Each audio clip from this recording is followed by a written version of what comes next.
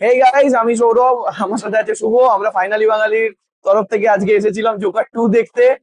And I will say this, never trust Todd Phillips with his second movies.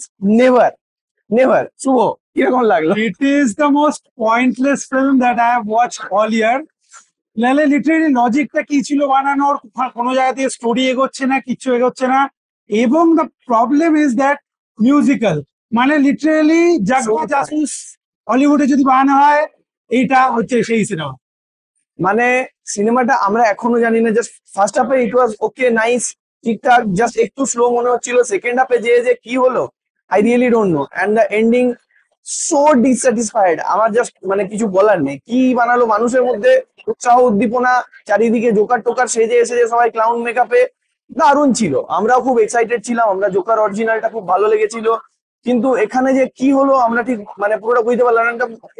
এখানে দুটো জিনিস বলা যেতে পারে যে আইদার দিস অর দ্যাট। হয় লেডি গাগা আসছে বলে এটাকে মিউজিক্যাল বানানো হয়েছিল, নয়তো মিউজিক্যাল বানানো হয়েছিল বলে লেডি গাগাকে হায়ার করা হয়েছিল। সেকেন্ড ডেটটা হয়নি, ফার্স্ট ডেটটা হয়েছে। and it's not her fault. She is brilliant. Joaquin Phoenix is absolutely fantastic. কিন্তু ওভারঅল স্টোরি এটা কি হলো যে মানে আমরা জাস্ট পছন্দ না। So it's a big no no from us. আমরা একদমই রেকমেন্ড করবো না। আপনারা এবার চাইলে দেখতে পারেন, make up your own mind. আমরা এটা নিয়ে দেখছি একটা কিছু পডকাস্ট বা রিভিউ আসতে পারে। না না, একটা রিভিউ বা একটা র্যান্ট আসবে।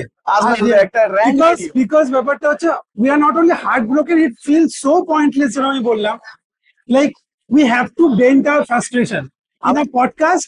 20 থেকে 22 মিনিটের হয়তো পডকাস্ট একটা আসবে, নিশ্চয়ই আসবে আপনাদের জন্য। উই আর নট লাফিং। আমরা এখানে ওয়াকিং ফিনিক্সের স্টাইলে পেইনটা বের করছি এসে এসে। So signing out. আপনারা দেখবেন, সাবস্ক্রাইব করবেন ফাইনালি বাঙালিতে। Wait for the rant video.